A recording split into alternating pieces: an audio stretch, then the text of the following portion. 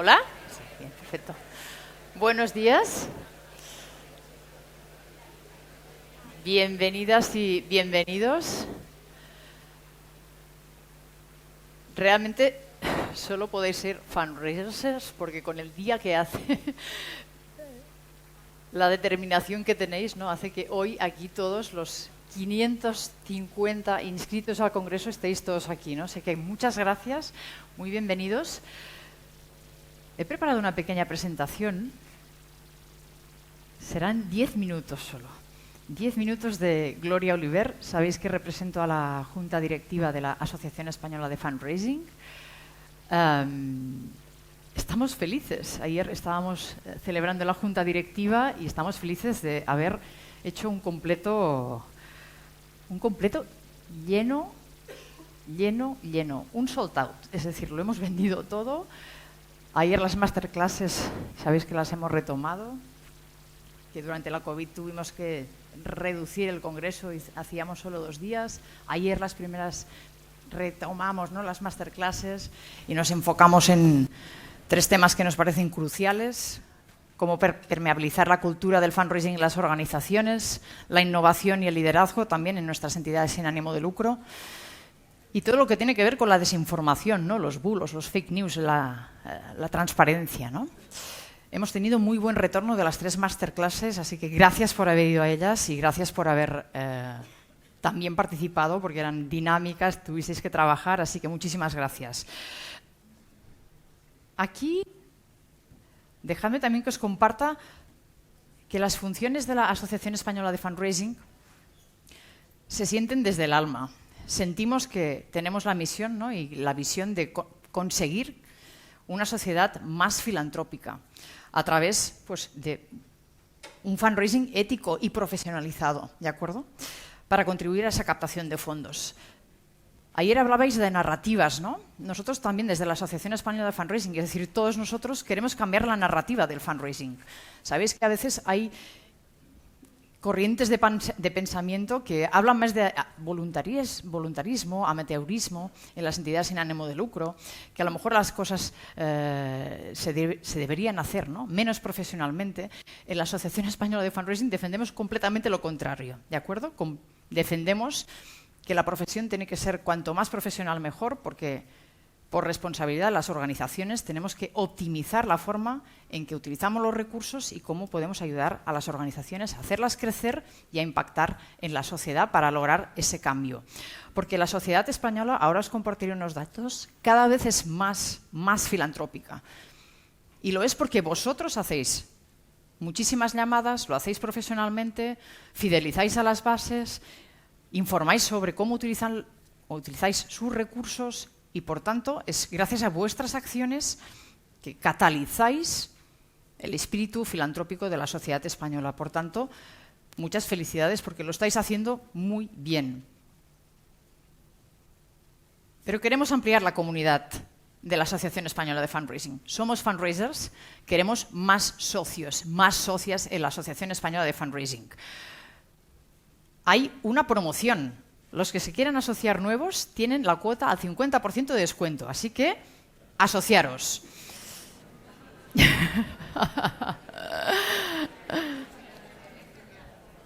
Me gusta que se comente. Además, tenemos novedades. Veréis la estrellita de New en muchas de mis diapositivas. Son cosas nuevas que hemos implementado este año. Este año queremos que hagáis mucho networking. Aquí veo a Silvia Bueso por aquí. Nos ha propuesto unas pegatinas para que nos identifiquemos, de qué sector venimos, que podamos hacer un elevator pitch, 10 segundos, ella nos puede, 10 segundos, lo digo bien, nos puede formar. Buscad la sala Conecta, por favor, porque allí podéis intercambiar y presentaros los unos a los otros. Buscadlo porque es importante hacer mucha comunidad. Y queremos inspiraros, queremos elevaros. Hoy aquí ya tenemos sentada entre nosotros a Mary Go. Mary Go es una persona muy joven, una profesional de la psicología que está enfocada en divulgar a la generación Z todo el conocimiento que ella tiene. Y, por supuesto, pues trabaja las inquietudes de los jóvenes. Tiene más de 900.000 seguidores en redes sociales, opera en TikTok, opera en YouTube, opera en Instagram. más de 6 millones de likes en el TikTok, porque uno de los retos que tenemos a las entidades sin ánimo de lucro, y lo sabéis, es que nuestros donantes y nuestros socios tienen más de 49 años de media.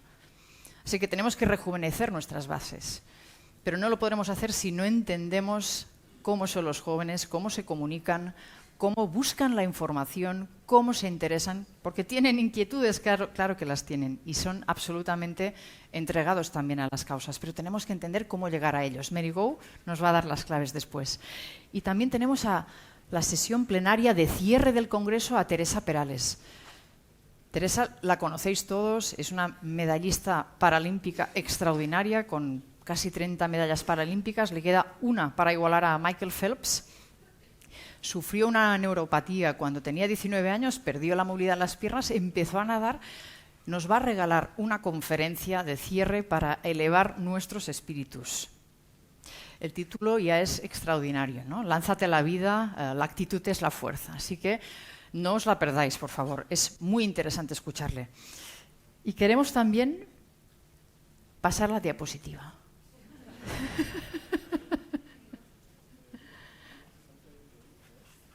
Ay, perdona. Bueno. Sí, perfecto.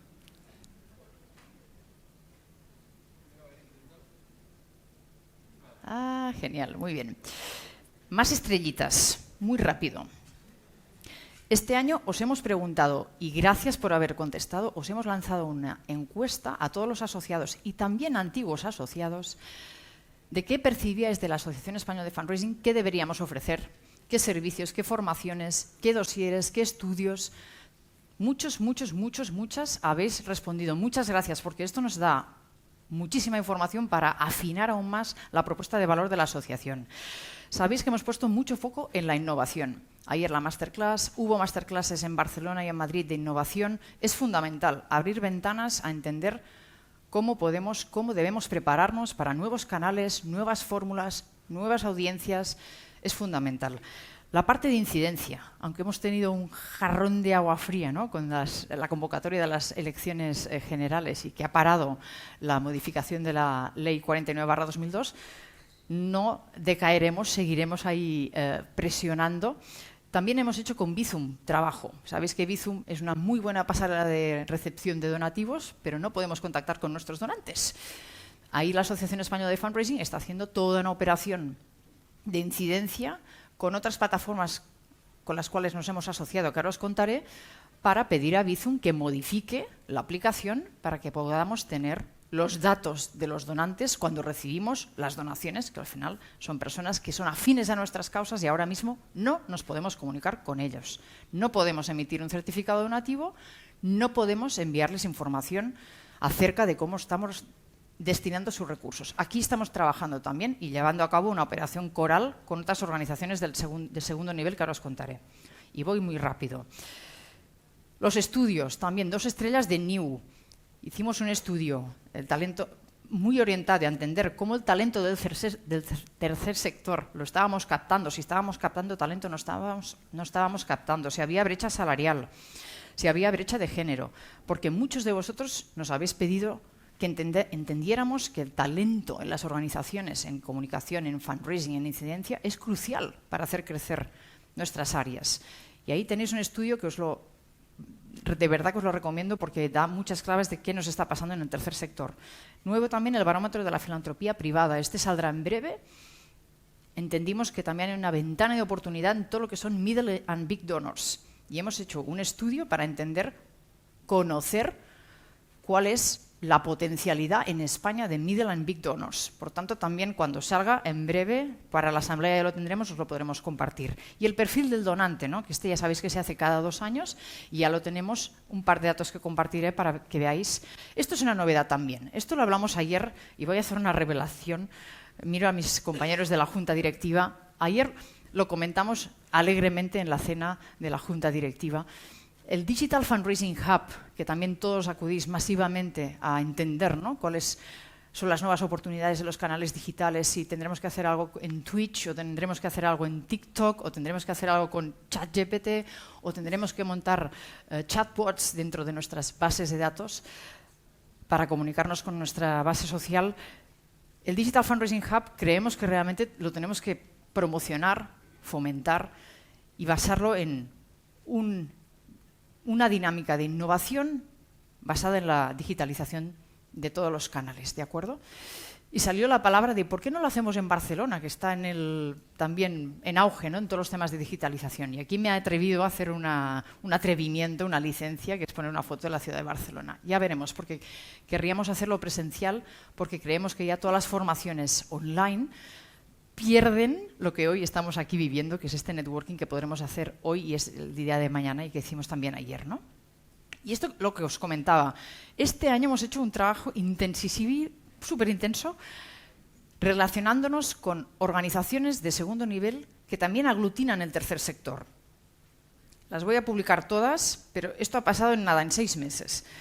Hemos firmado con la Asociación Española de Fundaciones un convenio de colaboración. Con ellos estamos empujando todos los que veis aquí en pantalla, Bizum, la ley, blanqueo de capitales, todos juntos, solos no vamos a ir a ninguna parte.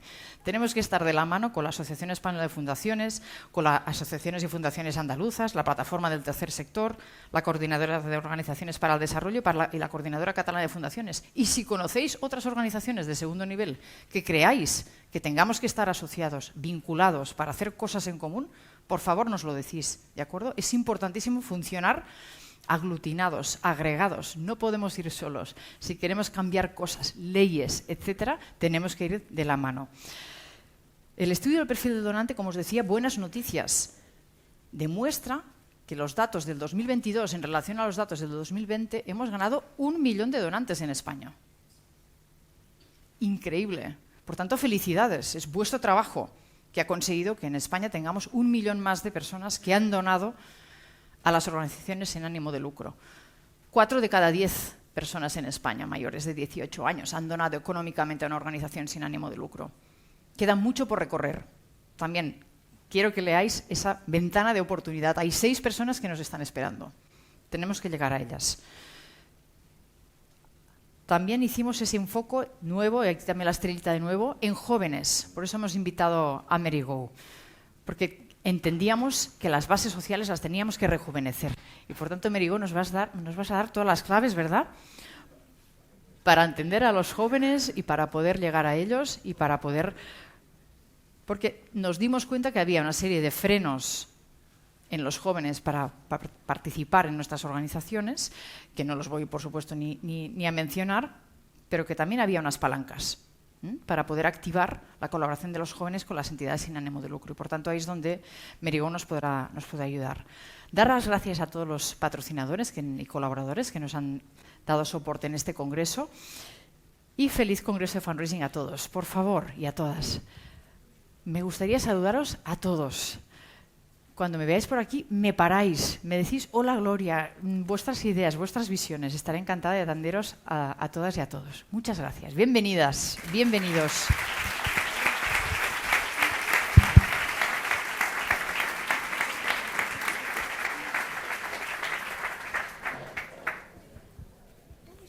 Hola, buenos días. Lo primero, muchas gracias por estar aquí y muchas gracias a la organización por invitarme. Bueno, voy a esperar un poco, que no está.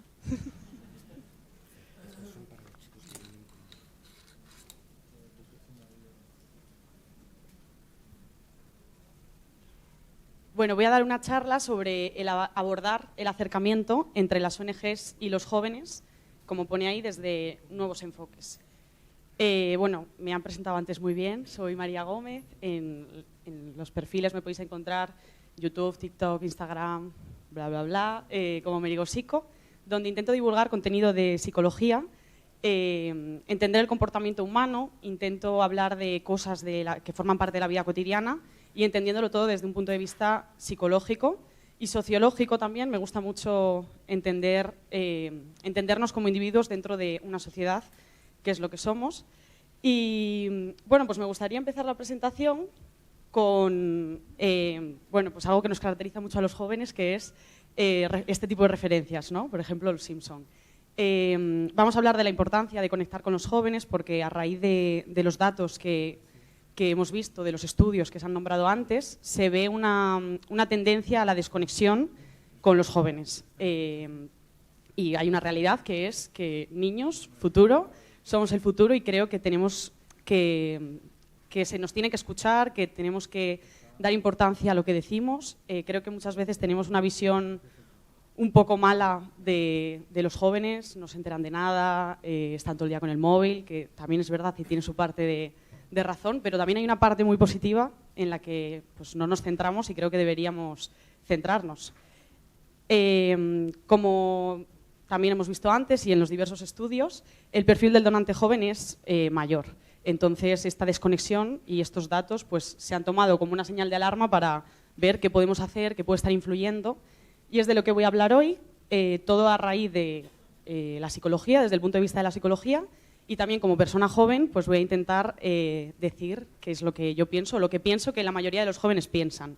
Porque es verdad que cuando me dijeron de dar esta charla, pensaba, yo pienso que los jóvenes somos una generación muy comprometida y tenemos bastante conciencia social, hemos hablado de temas de los que nadie ha hablado, pero tiene sentido que ese compromiso igual no se traslade en acciones, porque vivimos en un mundo mucho más inestable, incertidumbre, precariedad laboral, no podemos independizarnos y a veces pues es difícil preocuparte de cosas de fuera cuando estás mal, ¿no? Eso desde la psicología se ve cuando estás en momentos más de bajón, cuesta más centrarte y ver cuáles son tus valores. Entonces, dentro del estudio de los jóvenes, se ve que el perfil del donante joven es de 25 a 40 años y también hay una igualdad de género, 50% hombres, 50% mujeres. ¿Y cuáles son las preocupaciones de los jóvenes? Una de las principales preocupaciones es la calidad de vida, algo que a mí me parece muy positivo. Es verdad que se nos dice mucho que, bueno, generación de cristal, no aguantamos nada, nos quejamos, pero yo creo que la queja es bastante lícita por las situaciones que estamos viviendo y no me parece incompatible el quejarte con, bueno, pues hacer cosas. Y también porque es muy positivo que nos preocupemos por tener calidad de vida, por estar felices, por estar mejor. Esto se relaciona también con la segunda preocupación, que es la salud mental. La salud mental es uno de los temas que yo creo que hemos puesto sobre la mesa. Ahora pues no es tabú, ir al psicólogo es más normal que antes y esto también se relaciona con la generación de cristal, ¿no? Ahora, ¿cuántos problemas tenemos que antes no había? No, es que esto no significa que antes no había problemas. Seguramente había depresión, había ansiedad, pero no se ponía nombre a las cosas y la gente no iba al psicólogo. Ahora se le pone nombre a las cosas, los datos están ahí y es verdad que tenemos muchísima más información. Y este es un aspecto positivo de los jóvenes con el que creo que podemos conectar mucho. Nos preocupamos mucho de cómo vivir mejor. Y la tercera preocupación es la sostenibilidad. Esto tiene sentido porque hay mucha más información y muchos más datos. Entonces, con esa información podemos ver qué hacer, antes no había. Pero es verdad que esto puede tener un aspecto un poco negativo, que es cómo se da este discurso. Porque al final nosotros somos pues, individuos que hemos nacido, estamos aquí en la sociedad y está la sociedad como está y no es nuestra culpa, por así decirlo.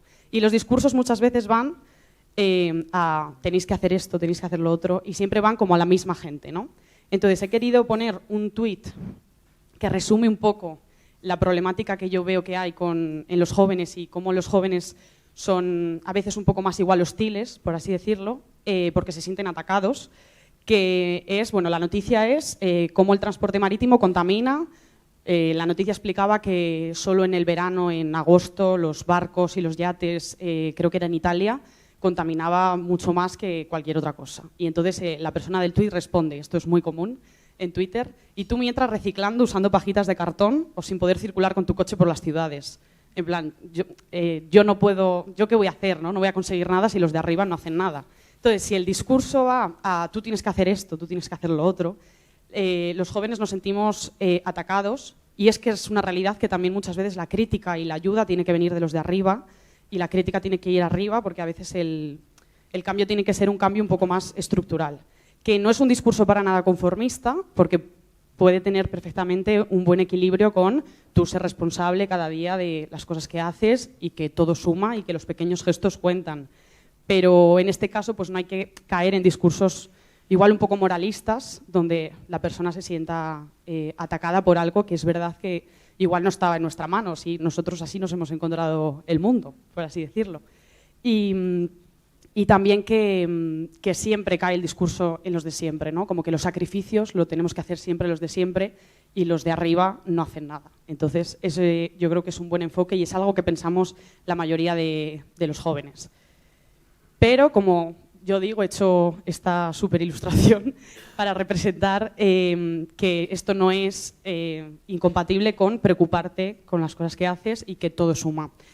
Si todos pensásemos, como en esta imagen, yo sola no voy a cambiar nada, el mundo sería mucho más caótico de lo que es. Y por no pensar esto, realmente estáis todos vosotros hoy aquí. Entonces, creo que hay que dar un enfoque mucho más positivo a todo esto y poner el foco en la responsabilidad social, que realmente en esta imagen, por ejemplo, si tú piensas eso y eres muy individualista, no te crees que formas parte de la sociedad. Entonces, en esta imagen, si alguien, por ejemplo, se cae, hay unas obligaciones morales y sociales que sería que los otros se acercaran a ayudar a esa persona, ¿qué tal estás?, a levantarla. Y eso hace que realmente hayamos avanzado como sociedad. Hay una cosa muy bonita que me gusta a mí de la sociología y de la psicología social, que dice que realmente somos, la sociedad que hemos creado tan avanzada es realmente así y somos tan inteligentes porque en un momento cooperamos. Es simplemente porque hemos sido seres sociales, nuestro cerebro evolucionó y somos tan inteligentes hoy en día porque nos ayudamos los unos a los otros. Y es la gran diferencia que tenemos con el resto de animales. Hay muchos animales que también son sociales y realmente también son los más avanzados. Entonces es muy bonito que lo mejor que tenemos es los unos a los otros y las conexiones. Me gustaría contar este experimento, este estudio, que a raíz de un caso que define muy bien la conducta de ayuda. En los años 60, en Estados Unidos hubo un asesinato. Un hombre mató a una mujer a puñaladas por la calle.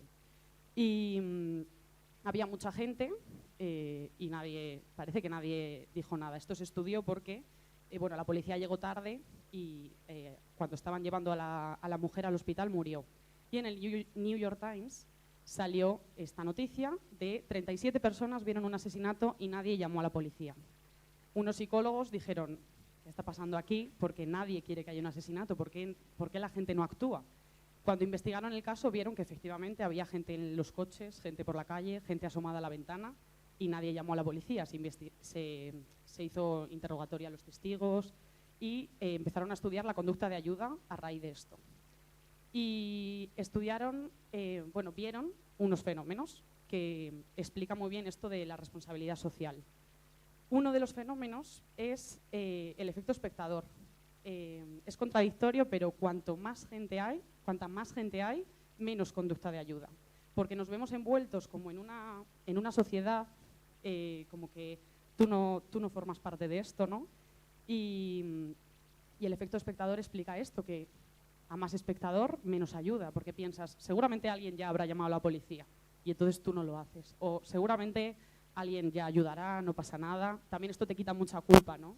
Si no ayudas, no es mi movida. Y también estudiaron la ignorancia pluralista, se llamaba, que es justificarte, pensar esto no es una emergencia, esto no tiene nada que ver conmigo, y esto es un poco como un mecanismo de defensa. Y todo esto se relacionaba con lo que llamaron difusión de la responsabilidad, que es cuando te ves envuelto en un grupo, tú piensas que no tienes responsabilidad en ello. Y he querido poner esta ilustración porque, hablando de la responsabilidad social, me parece que es importante. En la ilustración, los de atrás de todo dicen, tío, creo que por ahí atrás están jodidos. Y los de adelante dicen, ¿y a mí qué? Pero es que en algún momento te va a llegar. Y no te tienes que preocupar solo cuando te vaya a llegar. Esto se ve muy bien en una problemática tan grave como triste como es la guerra de Ucrania, que se habló mucho. Se empezó a hablar mucho de la guerra, de repente nos preocupábamos muchísimo cuando hay otras guerras de las que nadie habla. Aquí hay una cuestión de racismo y de muchos otros temas que se pueden analizar también, pero aunque tiene cierto sentido, porque cuanto más cerca está, más lo ves, tienes empatía y hay que desarrollar la empatía. Y que la empatía es ponerse en el lugar del otro, y si tú estás en ese lugar, ¿cómo te gustaría que actuasen? Entonces, esto resume la responsabilidad social también que tenemos. Y si hablamos de los jóvenes y de las personas en general, no podemos no hablar de la cultura, porque la cultura determina gran parte de lo que somos, de lo que hacemos, de lo que pensamos.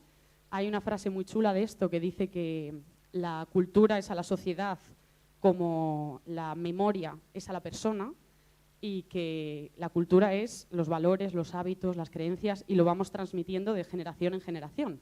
Entonces afecta mucho a cómo somos y hay una interdependencia. Yo me comporto de una manera porque lo he aprendido, y yo hago también, lo que yo hago influye en la sociedad también. Entonces hay que estudiar la cultura y los países, porque cómo es un país dice mucho luego de cómo es la gente. Entonces ha habido también muchos psicólogos que han hecho distintos modelos, os voy a hablar de dos. Uno es el modelo de Triandis, que Triandis decía que hay personas que son individualistas y personas que son colectivistas. Entonces, o eres una cosa o la otra.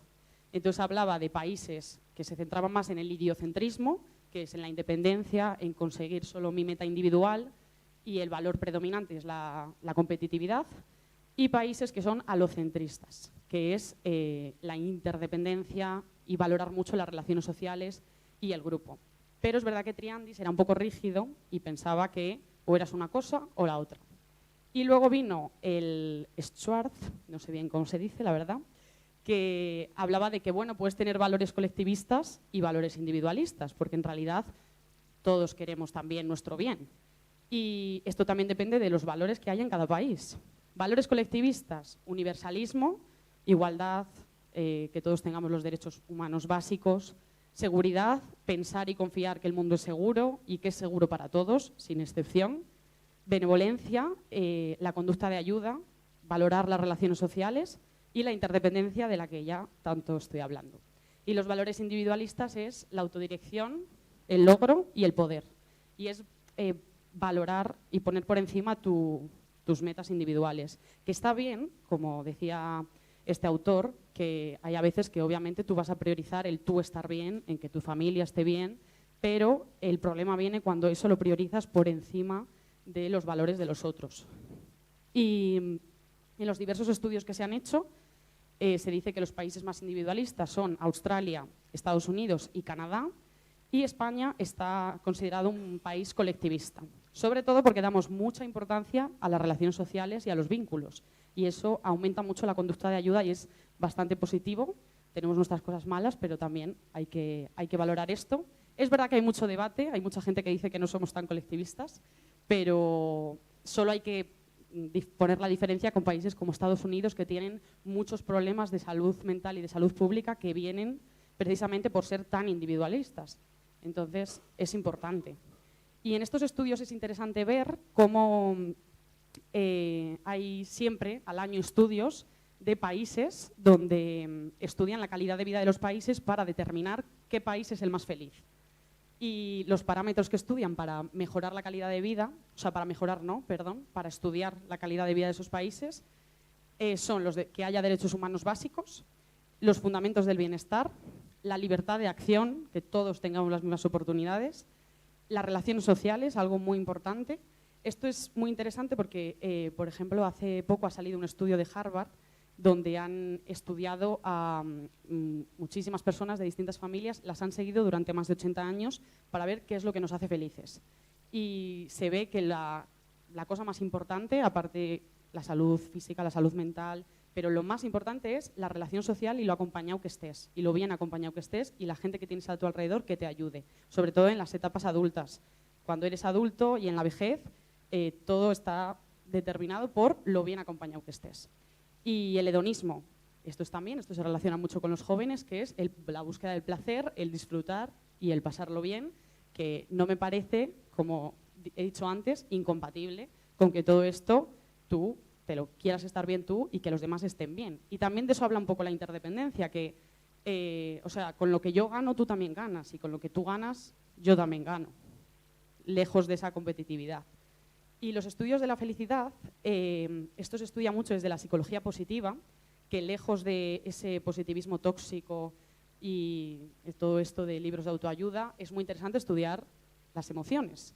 Y en los estudios de la felicidad, que hay muchos, dicen que, claro, esto es un enfoque que puede ser como un poco feo, porque tú cuando ayudas, ayudas desinteresadamente.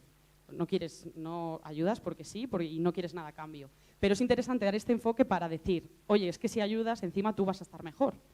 Aunque no lo quieras, vas a tener más bienestar. Los estudios así lo dicen. Cuantas más conductas prosociales y más conductas de ayuda hagas, vas a ser más feliz. Vas a tener más motivación para hacer cosas. Esto es importante porque, bueno, seguramente si alguien de aquí ha pasado una mala época, una mala racha, es muy difícil hacer cosas en esos momentos, estar motivado. Y entonces, si ayudas a la gente, ayudas a tu alrededor, estás más motivado. Y hay dos tipos de motivación, ¿no? Como es muy conocido, motivación intrínseca, lo haces desinteresadamente, no esperas recompensa, por el mero placer de hacerlo, y motivación extrínseca. Lo haces por una recompensa que suele ser dinero. Y aquí hay un debate que es si realmente existe la motivación intrínseca, porque no sabemos bien de dónde viene nuestra conducta, es difícil. Tú ayudas, pero seguramente, aunque no quieras, agradeces que te digan gracias, que la gente te lo reconozca. Entonces, no se sabe bien si es del todo motivación intrínseca, y luego vamos a hablar de esto también.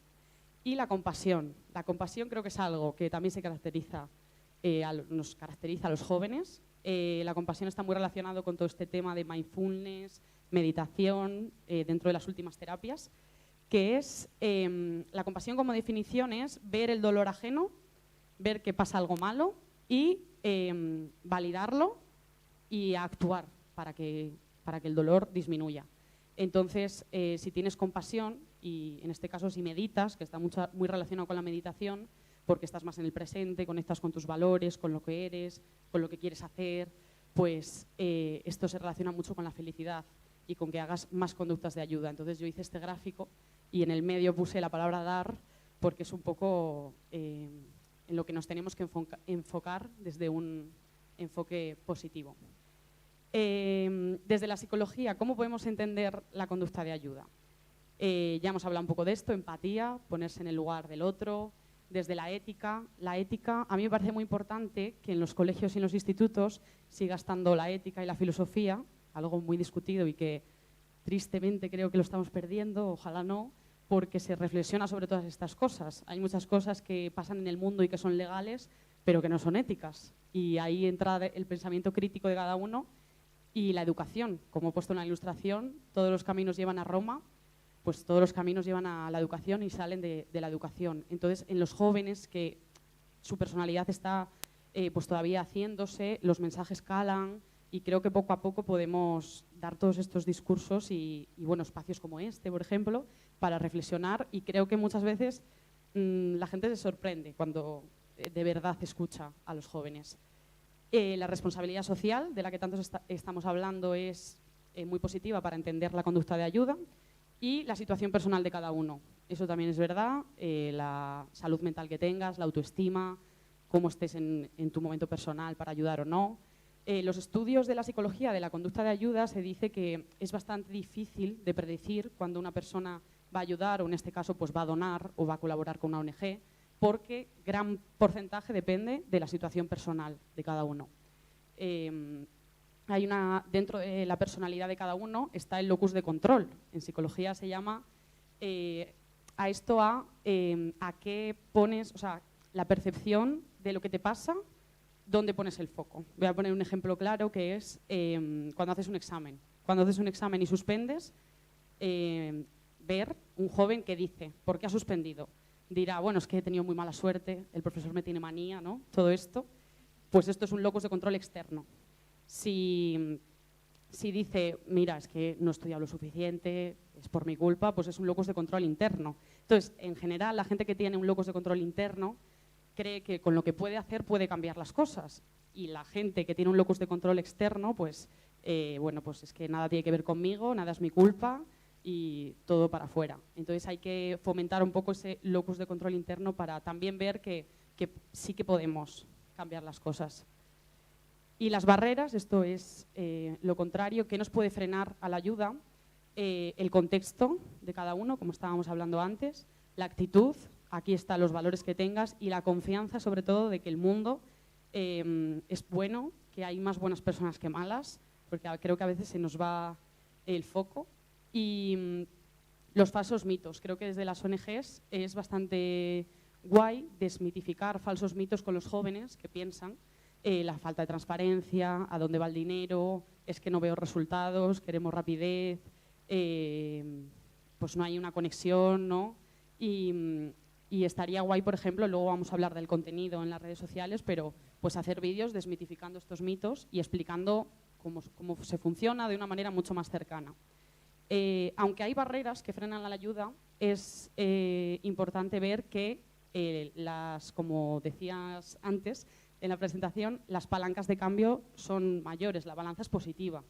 Aunque es verdad que hay gente que no entiende bien el contexto de esto, la gente que no entiende bien el contexto básicamente es por la educación, o sea, porque si te pones a leer o si te pones a informarte, lo entiendes. He puesto esta ilustración que también representa bastante el tú solo estar tú en tu mundo y no preocuparte por nada. En la ilustración hay una persona que dice, se ha caído y dice mi pierna, la persona le dice a otra, vete a buscar ayuda, y esa persona, estando perfectamente, dice, bueno, pero ¿y mi pierna qué? Esta ilustración me acuerdo que la vi, me gustó mucho, la hicieron a raíz del caso de George Floyd, la persona que fue asesinada por la policía en Estados Unidos, que desencadenó todo el movimiento de Black Lives Matter. Y entonces claro, la figura de ¿y mi pierna qué? Era pues una persona blanca quejándose de, bueno, es que a mí también me pueden matar, cuando no te estás dando cuenta y no estás estudiando el contexto. Estas ilustraciones las pongo porque creo que también representan bastante el concepto de los jóvenes, de entender una problemática y creo que son bastante representativas. Entonces, hablando antes de lo de la motivación intrínseca, ¿de dónde viene la motivación de ayudar? Es difícil a veces prever una conducta de dónde viene. Obligación moral, culpa si no lo haces, te aumenta la autoestima ayudar, realmente lo haces porque te sientes mejor, empatía, postureo, con todo esto de las redes sociales, compartirlo, enseñarlo, simplemente lo haces por eso. Aquí puede haber, ojalá abrir como un debate y que todos habléis, pero hay muchas opiniones y yo soy de las que piensa que da igual en realidad de dónde venga la motivación de ayudar, porque es muy difícil saberlo. Si es por postureo, pues que sea por postureo, pero que se haga y ya está, porque si no... Y las creencias normativas, esto es la sociedad, ¿no? ¿Qué creencias hay en la sociedad? En este caso, en España, en este país. La responsabilidad social ya la tenemos, las normas personales, nos retroalimentamos todo el rato con estas normas, y la norma de reciprocidad. Las relaciones sociales, básicamente, aunque es muy frío decirlo así, es una balanza recompensas-costes. O sea, yo estoy con una persona porque doy algo y quiero recibir algo, es que si no, no nos compensa. Y en el caso de la conducta de ayuda, claro, es distinto porque tú das algo y a veces no recibes nada. Entonces, o no lo recibes de forma tan clara como tú te esperas. Entonces hay que ver qué hacer con eso. Entonces, la filosofía de los jóvenes. Esto es a raíz de un estudio que se ha hecho para entender a los jóvenes. Se dice que estamos en la filosofía del aquí y del ahora. Básicamente, yo pienso que es porque no nos queda otra. Tenemos que vivir el momento, el mañana es incierto. Pone ahí, lo que me sirve para hoy no sirve para mañana. Queremos vivir como momentos de gran intensidad vital. Tal vez esto se relaciona con pues eso de la búsqueda del placer. Somos muy pragmáticos, muy funcionales, eso es verdad. Creo que somos muy rápidos, que vamos a lo rápido, y que también somos un poco desconfiados y que buscamos la evidencia. Ahora tenemos muchísima información, estamos sobreestimulados y con exceso de información, para mi gusto, y es verdad que tenemos que buscar la evidencia, y en el caso de las ONGs, pues esto ponerlo fácil. Buscamos la gratificación y la emoción, disfrutar del momento, y aquí hay una cosa que pone lo que me atañe a mí y a mi micromundo, ¿no? Es verdad que hay un sesgo cognitivo en los jóvenes que es la fábula personal, ¿no? Pensar que este es mi mundo, nadie me entiende, lo que me pasa a mí no le pasa a nadie, soy el protagonista de esto, y a veces hay que relativizar las cosas, aunque creo que esto nos está pasando un poco a todos con tanta información y no solo a los jóvenes. Y a veces hay que parar, y aunque es muy lícito quejarte de lo que quieras quejarte de tu vida, pues relativizar y ver la realidad del mundo. En el estudio la pregunta que había era, ¿están los jóvenes menos comprometidos? Como empecé diciendo al principio, yo pienso que estamos muy comprometidos, aunque es verdad que yo puedo vivir en una burbuja y a veces estamos sesgados y luego igual otros jóvenes pues no son así, pero en general, yo voy a generalizar, pienso que sí que estamos comprometidos, pero que a veces es difícil dar el paso a el acto por este mundo incierto, inestable del que he hablado antes. Y sobre todo porque, claro, estamos analizando esto en una cuestión solo de dinero, de donaciones, que lo entiendo perfectamente porque es súper necesario para hacer cosas. Y en el estudio se concluía que es una cuestión de tiempo. Los jóvenes que en este momento están muy comprometidos con la problemática social serán en el futuro unos grandes donantes. Entonces ahí hay que poner el foco y que en ese camino a que seamos más mayores, pues tener todo este tipo de, bueno, pues como este espacio, ¿no? La conciencia social y incidir en la educación, que poco a poco los mensajes vayan calando. Y aunque es verdad que es muy importante el dinero, hay muchos tipos de solidaridad. Y entonces hay que empezar desde abajo, porque la solidaridad emocional, que es como la primera, es un gran paso a otro tipo de solidaridad. La emocional es como la más rápida, la más visceral, donde hay una situación de emergencia, que nos sentimos mal por lo que estamos viendo y actuamos. Y de hecho se dice que en realidad, para dar también un enfoque positivo, tendemos mucho a crear comunidades resilientes. La resiliencia desde la psicología es la idea de que cuando pasa algo malo no solo te adaptas, sino que también aprendes y creces. Y esto se ve muy bien, por ejemplo, cuando hay un tsunami, un terremoto, actuamos muy rápido. Se crean comunidades totalmente resilientes de apoyo. Se vio en la pandemia. O sea, aquí en Madrid se hizo un hospital en días. Y luego, durante el resto del año, ahora ya no pasa nada. Pero, entonces, en esa emergencia, en realidad, internamente nosotros sí que tendemos a la ayuda. Entonces, pues hay que tener ese enfoque positivo. Está la solidaridad cotidiana del día a día, de pequeños gestos, de pues, ayudar con las bolsas, lo típico, también escuchar al que tienes al lado, escuchar a tu amiga que tiene un problema. Y luego está la solidaridad económica, que se dice que es más pasiva. Aquí puede haber una cosa que se llama esto de conciencia tranquila, de yo dono mi dinero y me desentiendo, que también es totalmente válido, porque luego está la solidaridad participativa, que se dice que es más activa, de voluntariado, de estar en las ONGs, de estar vosotros hoy aquí, y que es mucho más consciente y perdura más en el tiempo. Lo perfecto sería combinar esta solidaridad activa y económica. Y la gran pregunta, entonces, es que la gente normalmente o da el tiempo o da el dinero.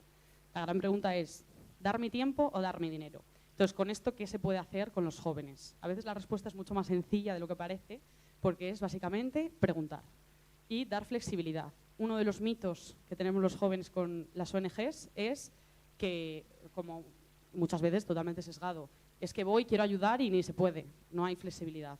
Solo piden dinero o solo quieren esto, solo quieren lo otro. Entonces, estos psicólogos hicieron una investigación desde el punto de vista, esto era desde el punto de vista de ventas, de comprar, en 2 tiendas. Hicieron una investigación en una tienda de coches y en una tienda de ropa. Y el mero hecho de preguntar por la intención de hacer algo ya predisponía a la gente a cambiar la conducta. Cuando la gente se pasaba por la tienda de coches, ya decían, oye, ¿estás pensando en cambiar un coche nuevo? Mira, es que hay que es nuevo, que es mucho mejor. Y el mero hecho de hablarlo ya hacía que esa gente en los próximos meses fuese a comprar un coche. Entonces, esto aplicado en las ONGs, pues cuando tú te encuentras a una persona que ya está interesada o no está interesada y quiere ayudar, bueno, pues ¿qué opciones tienes? ¿Qué es lo que prefieres? Se puede hacer esto, se puede también dar dinero, pero si no tienes dinero, pues hay esta actividad. Si no, ayudar también es compartir en las redes sociales algo, todo este tipo de cosas y hablar con las personas. Creo que a veces, creo que es mucho más sencillo el hecho de preguntar cómo nos has conocido, qué es lo que más te gusta y hablar. ¿Y por qué? Porque realmente somos mucho más simples de lo que pensamos. O sea, somos aprendizaje, hacemos algo, tenemos un refuerzo positivo y lo repetimos. Esto es así. Entonces, cuando hacemos una conducta, si nos gusta, hay mucha más probabilidad de que lo repitamos. En el caso de una conducta de ayuda, tenemos que ver ese refuerzo positivo. Porque, claro, aquí entra una cosa que me parecía guay añadir, que es el poder de las palabras y el poder de las relaciones. Por eso digo que a veces el hecho de hablar y de preguntar ya hace mucho. Esta ilustración refleja lo que es el efecto Pigmalión, que es una cosa que se usa mucho en educación con niños y que también es muy efectiva en jóvenes por todo esto de que al final estamos formando nuestra personalidad y las palabras, cualquier socialización es que cala. Entonces, en esta ilustración, la persona dice a los niños, tú eres el número 1, tú eres el número 2 y tú eres el número 3. Y los niños, al final, ¿cómo se comportan? El número 1, el número 2 y el número 3. Las expectativas que tú tienes en una persona influyen mucho en cómo esa persona se comporta de verdad. Entonces, vamos a animar y a hacer todo desde el refuerzo positivo, porque los estudios están ahí. Y a nivel de compras, aquí voy a hablar de Kahneman, que es un psicólogo que habla mucho de la toma de decisiones enfocado en la economía, pero como se puede aplicar, porque como estamos hablando de dinero, él decía que a la hora de comprar algo, las personas nos gusta comprar porque tenemos un refuerzo positivo en lo que compramos.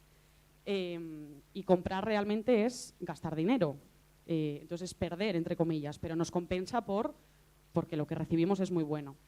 Pero, ¿qué pasa cuando hacemos una conducta de ayuda, cuando donamos dinero y no recibimos feedback o consideramos que igual no nos ha gustado tanto esa decisión que hemos tomado? Pues que entonces ya es que no lo vamos a volver a hacer nunca y va a ser una mala experiencia, porque Kahneman decía, nos gustan las ganancias, pero detestamos aún más las pérdidas. Hablaba de la aversión a la pérdida. O sea, antes que arriesgarme a perder algo, prefiero directamente ni intentarlo. Entonces, a la hora de hacer una conducta de ayuda o donar dinero, tenemos que tener muy claro ese dar desde las ONGs pues ese refuerzo positivo de agradecimiento, de que se sepa bien qué se ha hecho con ese dinero, de luego la consecuencia posterior, etcétera. Entonces, parece que a veces es más fácil pues el intercambio. Esto, bueno, muchos de los que estáis aquí ya lo sabréis, pero pues se utiliza mucho y se dice que es muy efectivo dar algo, un merchandising, un pendrive, un lápiz, lo que sea. Y si no, dar una experiencia, que también puede ser, que funciona mucho mejor. Suelen ser muy conocidas las carreras solidarias, un desfile, un mercadillo solidario, hacer cualquier actividad que la persona sienta que, bueno, que encima, bueno, que ha ganado una experiencia o que ha conocido a gente o que puede ir a un sitio. En ese caso, la conducta de donar dinero es bastante mayor. Entonces, ¿cómo podemos adaptar todo esto a los jóvenes? Entonces, todas estas estrategias. Como nos basamos en el aquí y en el ahora, pues tal vez hay que intentar ser más cercanos a nosotros, que sea más fácil, que haya algún tipo de consecuencia próxima. Si nosotros nos basamos en la gratificación, pues aumentar un poco que haya experiencias, que haya espacios como este, que haya una participación más activa.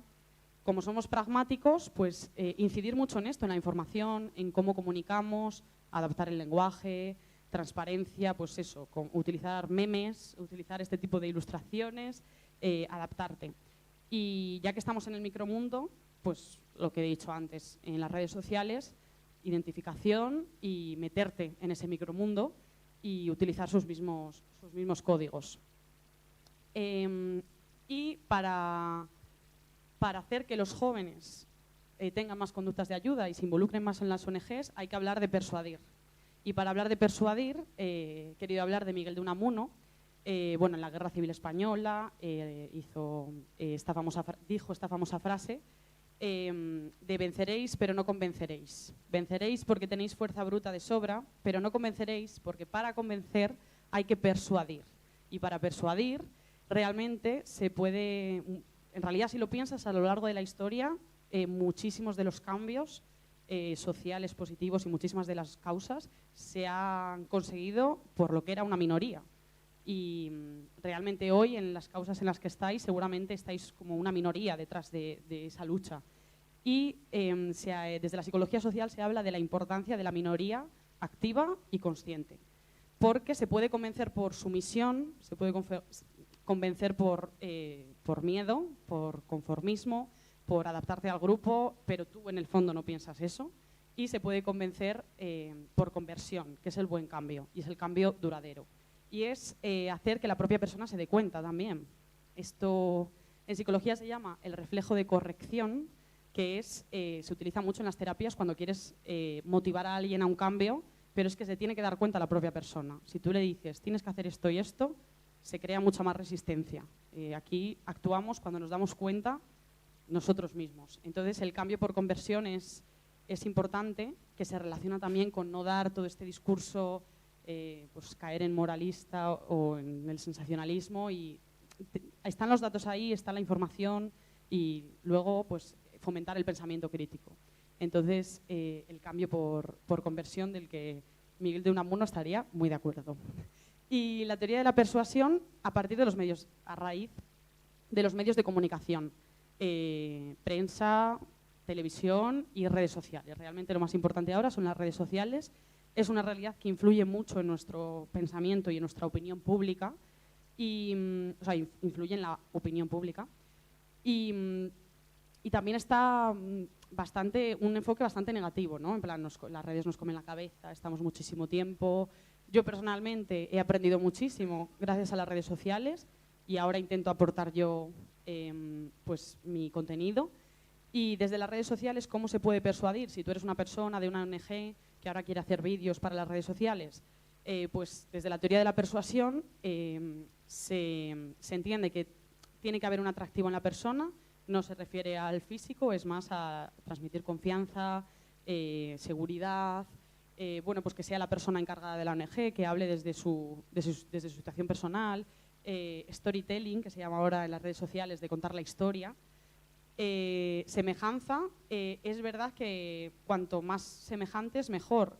Contar con personas jóvenes en vuestros proyectos es muy importante para quién mejor que un joven que explique eso y con el que sintamos esa semejanza. Y la balanza de racionalidad, emotividad también es muy importante, es decir, es muy importante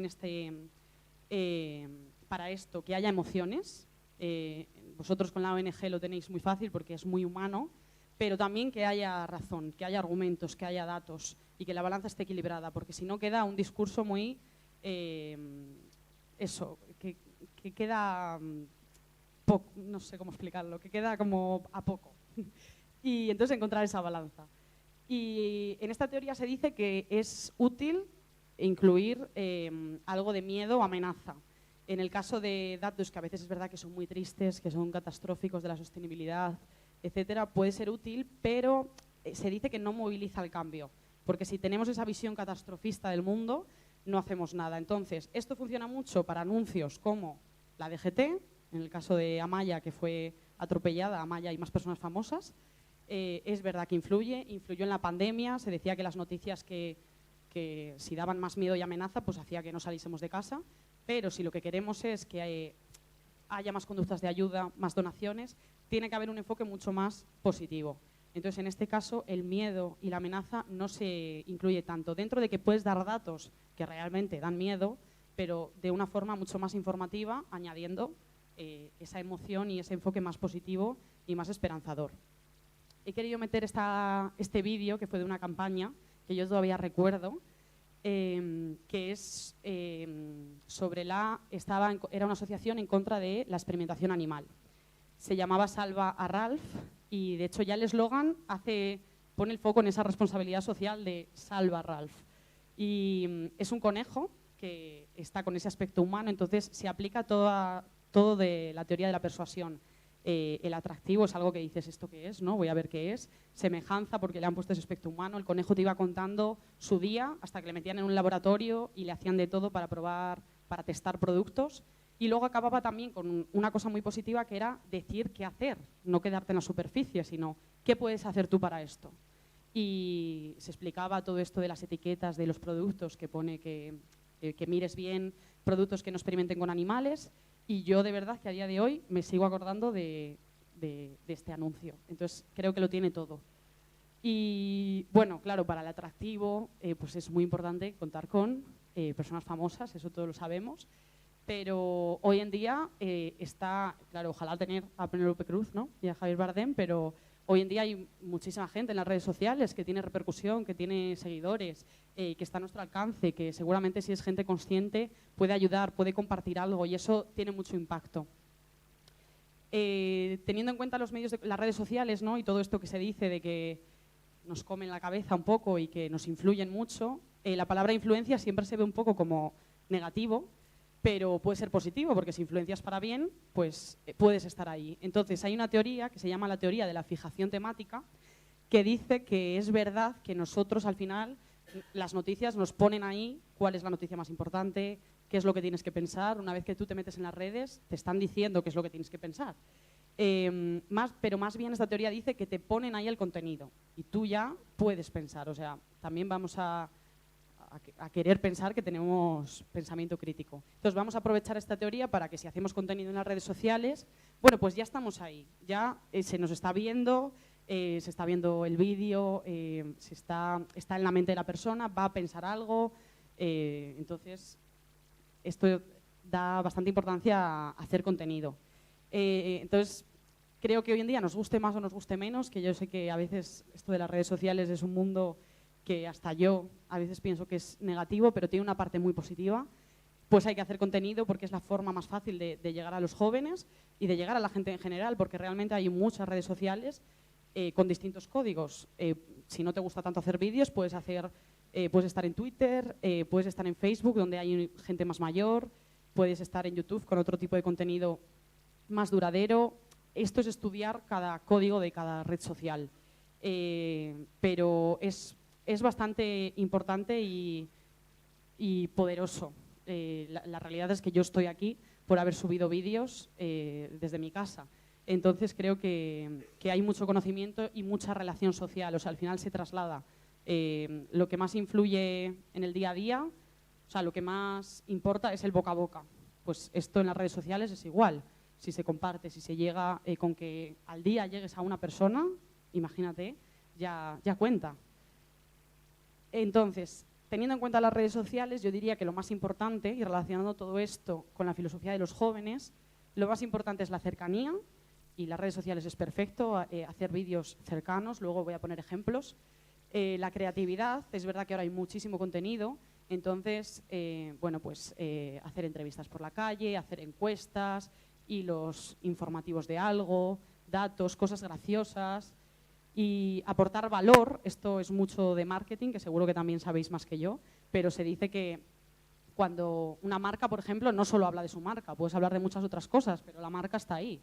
En el caso de las ONGs yo creo que es bastante fácil, porque ya con que puedes hablar de salud mental, aunque no sea tu tema estrictamente, hablar de algo que a los jóvenes les preocupa y que haya aprendizaje. Ya que pasamos tanto tiempo en las redes sociales, yo creo que es guay que haya perfiles que aporten cosas.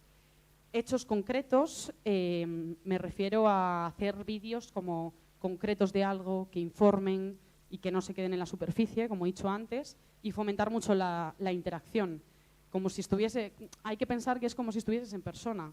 Pues fomentar el diálogo, preguntar, hacer encuestas, invitar a que se comparta ese contenido.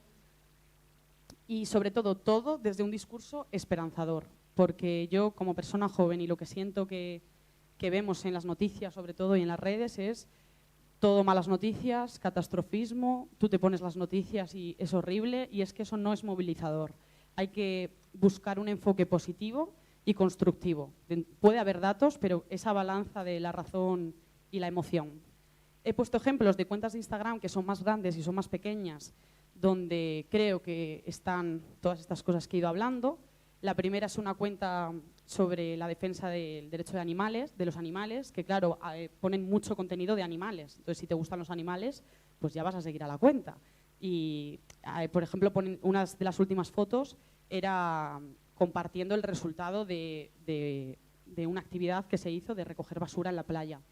Y entonces compartes ese resultado positivo de que ha ido mucha gente. Yo, por ejemplo, cuando veo ese contenido, me parece como muy esperanzador y me gusta verlo. Y cuando ves algo que es bonito, te incita más, pues voy a seguir la cuenta, voy a dar me gusta. Cuando es algo que es triste, es que a veces sientes eso de es que no quiero ni mirar, que a todos nos pasa un poco, pues yo qué sé, con imágenes tan duras como la guerra, es verdad que es que no podemos ni mirarlas. Y la segunda cuenta es A las Olvidadas, que es un proyecto que a mí me gusta mucho, que es una asociación que recoge libros y los manda a cárceles de mujeres. Y la cuenta te comparte esos libros. Entonces, el seguirle también aporta valor porque ves libros y encima es curioso de qué libros se mandan a una cárcel de mujeres. Son todos libros bastante reflexivos. Bueno, la cuenta de Open Arms, que es de las más famosas, que tiene la información muy clara, campañas, voluntariados, vídeos, fotos que te sensibilizan un montón. Y la Fundación ANAR, que es prevención contra el bullying, y también te habla de más temas, aporta también ese valor, salud mental, trastornos de conducta alimentaria, la relación con las redes sociales, el suicidio, bastante enfocado a los jóvenes porque al final es la población clave, pero lo hace de una manera muy dinámica. Ejemplos claros de hechos concretos, por ejemplo, que se me ocurren para un vídeo sin yo tener ni idea en concreto cada ONG, pero pues el enfoque positivo, por ejemplo, grabar también el después, ¿no? De cuando haces, pues has organizado la recogida de alimentos, que se vea también el después, que se vea eso positivo, que a mí es que son vídeos positivos que me gustan mucho, que se vea esa recogida donde han ido muchos jóvenes. También si hay jóvenes es importante que haya jóvenes que se vean en esos vídeos, que hablen y que expliquen esto, porque al final parece que no es cosa nuestra y no es así. He puesto también esta asociación, Charlie, que es contra el cáncer infantil, donde habla siempre una chica que es la que lo ha creado y habla desde su experiencia, el porqué, experiencias personales, cuenta un poco todo, es joven, lo ha creado con más gente, pero hace que sea como mucho más humano. Y, por ejemplo, ahora nada, es que el 15 de junio han anunciado que van a hacer una experiencia. Tú pagas una entrada que todo va para la asociación y es una gala benéfica donde van distintos cómicos. Entonces, eso que estábamos hablando de la experiencia es lo que más gusta y donde veo que hay más interacción. También este ejemplo de Greenpeace, que creo que es una idea muy buena, que se han adaptado a las tendencias, que ahora no hay más tendencia que hacer un podcast, y han cogido pues, a ciertos influencers, mezclándolo también con personas que saben del tema, que aportan información, que aportan valor, y lo más importante es que no se quedan en la superficie, sino que también dicen qué hacer, qué es lo que se puede hacer, y es bastante guay, os lo recomiendo mucho, y creo que es un ejemplo de una muy buena campaña. Conclusiones, ya para acabar. La razón y la emoción, de la que ya hemos hablado, el bienestar, el ayudarnos, el poner en valor las relaciones sociales, conectar con los jóvenes, que creo que es muy importante, espero que os hayáis quedado con alguna idea. Lo he enfocado también mucho y he hablado mucho desde la psicología, pero creo que es guay para entender muchas cosas. El feedback posterior creo que es muy importante, que se vea que se ha hecho, que se ha conseguido desde ese enfoque positivo y constructivo. El contenido, hay que crear contenido, nos guste más o nos guste menos, pero creo que es súper importante y que puede ser clave para que llegue más gente. Y sobre todo, y que es con lo que quería terminar, es con la esperanza de que estamos hoy todos aquí, la esperanza de que podemos mejorar y de que todo cuenta y cada pequeño gesto cuenta. Entonces, dar el discurso desde ahí. Y me ha parecido guay acabar con esta ilustración de Mafalda que dice: ¿pensaron alguna vez que si no fuera por todos nadie sería nada? Muchas gracias.